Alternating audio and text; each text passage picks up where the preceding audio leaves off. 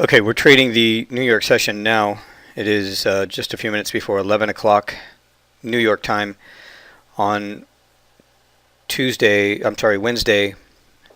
November 7th. So what we're looking at right now, give me just a moment here. What we're looking at is we've got two live trades and then a third and then another one on Bitcoin. This is an update for coaching students that are not in the chat room right now but want to get an idea of what we're doing today. And then also an update for those who were trading with me last night in the chat room as we were going through the election. So where I'm moving my cursor here, this is the hours that the elections were sort of giving us. We were getting reports during the elections in the United States, and it was having an impact here on price. We safely traded this. I talked about that. There is a video that you can see in the blog, which is actually the success stories page. So that success stories page is also part of the blog. I refer to it as a blog. So if you want to go see that, or you can go to the YouTube channel and you can see the discussion about the elections. It is titled How We Traded the U.S. Elections on November 6th. So that's already out of the way. We traded all this here, and now waiting for this opportunity. We've got a Tech 1 trade, but it is the fade the double zero strategy. Now the fade the double zero strategy, you don't hear me talk about that all that often. There are videos there where I do talk about it, but as well as in the YouTube channel and also in the membership area, I teach how to do this. But I walk through these strategies and I explain why I selected this fade the double zero as opposed to other fade the double zeros. There are specific conditions that need to be in place in order to expect that this thing's going to work out in our favor. So one of the things that we're doing here is we've already locked in profits when it goes down to the 60, right? Fade the double zero, so I'll give you a quick background on it in case you're not familiar with it. When price moves through or really close to that double zero, like the 1.1500, the 1 point. What we're doing is as price reaches the double zero, like the 1500, the 1400, 1300, whatever the case is, we're looking for an opportunity to fade that. So we're going to be trading in the opposite direction. If it's moving up and towards the 1500, we're going to be fading it back down. Our entry here was at 87. I believe that price tag is sitting there at 88 though. Go to the 30-minute chart. Yeah, it was at 88. This is a 30-minute chart, by the way. So I switched through to pinpoint the entry on the fade the double zeros. I switched through the 30-minute and the 1 hour to look for divergences, to look for confirmation. I want to make sure. Like I want to step back and take a look at the overall bigger picture. It's easy to have this myopic point of view where you're just staring at just a few candles or just one time frame and you never step back to take a look at what's really going on, and that could get you into trouble. So again, going back to the entry here at 88, 1.1488, and we're trading it. I wanted to get in a little bit sooner, but it was a little bit choppy and I needed to make sure that this was going to hold. Normally you would get in as price is sort of approaching that double zero, and then you're sort of taking a shot at it at that point, right? Some people will just jump in based on price. I need to see divergence, candle patterns, and things like that. I'm looking for a little more confirmation, so sometimes I'll wait a little bit longer. I'd rather make a little less on the trade, but be more confident in and have more confirmation of the trade.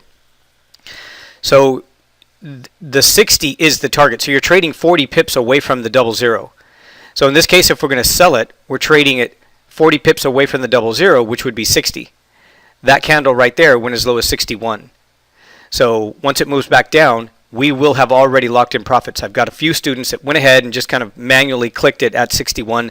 I sometimes will say, locking in profits 1, maybe 2 pips before the actual target isn't necessarily a bad idea.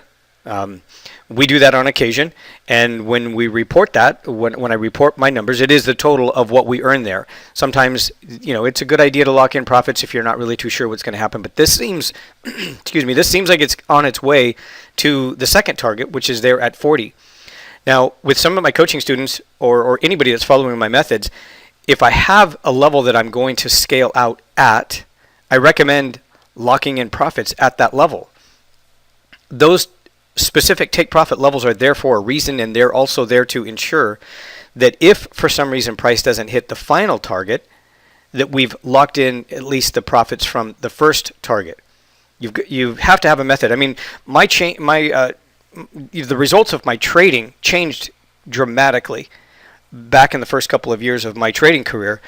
I used to just hold for one target, and then I incorporated scaling out at different levels, looking for other more profitable levels in between that final target to ensure that I was going to get paid for the efforts that I was putting out for the day.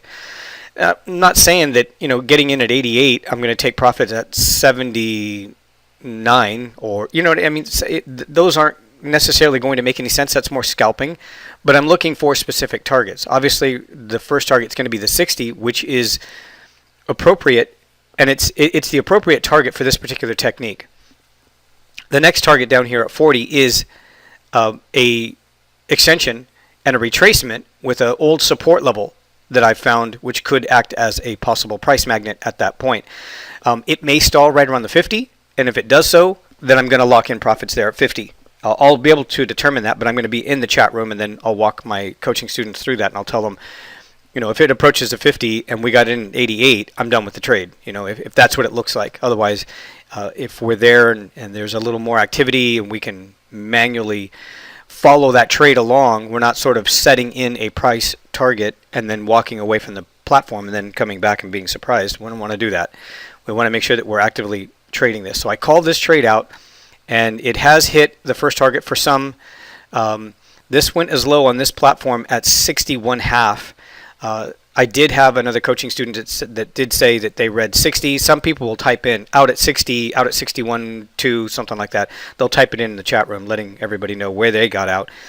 So again, for those who didn't get that 60 on the number, they're waiting for price to come back down one more time, which it most likely will. I mean, there's nothing wrong with the trade so far. It hasn't reversed or done anything that would indicate that it won't go any lower. But this is our final target here at 40. But remember, if you're watching this video and you get access to it right now and you want to jump in here at, let's say, 68 or 67, and you're going to trade it to 40, remember, 50 is the psychological level that I would normally trade to. This happens to be a support, target, and extension based on larger time frames. So that might work. But again, if it approaches that 50 and it starts to stall, that would be the next psychological level that I would trade to in a situation like this, and I might lock in profits and call the trade done at that point, right around that level. So be aware of that. So please be careful when you watch these videos. These videos are more of educational and confirmation that, first of all, the techniques are still going to work. They're always going to work, but I want to show you how they work in different scenarios, different environments, right? Last night, you can watch the video how we traded around the election. Now you can see the aftermath after the election. Just sometimes I make videos after non-farm payrolls, and you can see how the strategies work there and what kind of stop loss. So I'm sort of explaining and walking you through what we're doing here, and we do all of this in the chat room. Now, the other trade that we have open right now is the dollar yen, and we talked about this in the video from last night as well when we were trading during the election. This is the 30-minute chart. I switched through, again, going between the 30-minute chart to pinpoint an entry or the 1 hour. I'm looking for confirmation. I'm looking for divergences. And again, after the volatility last night, and then price came back down and settled at that support and then bounced, again, we've got a low there at 94, so it moved through the double zero, the 113.00 level, went as low as 94, and then turned around and we got in at 7. So again, I'm looking for a candle pattern, and as I said earlier, some people will get in as it's moving through the double zero level and trade it the opposite direction. It's sort of a counter trade, right? Counter trend trade. If it looks like it's moving lower and people are trying to sell it at that point, well, first of all, you got to be careful selling right into support anyway. But you get my point. It's a counter trend or counterintuitive. If you see price moving lower, you turn around and then buy it and then wait for the retracement. So that's okay. I mean, that works in most cases. But when I started using this method, the fade the double zero, years ago, I needed. It's the way that I trade. It's not that there's anything wrong with doing it the way I described. How some people will go the opposite direction as it's crossing through that double zero. I just personally, for my own comfort level, the way I look at the charts and what I need to see, what makes me comfortable is the technicals. I need to see a candle pattern. I want to see divergence. I need to see more confirmation. I'm wait for confirmation. So in this case, I called out the trade at 113.07, and the first or final target here is at 113.40.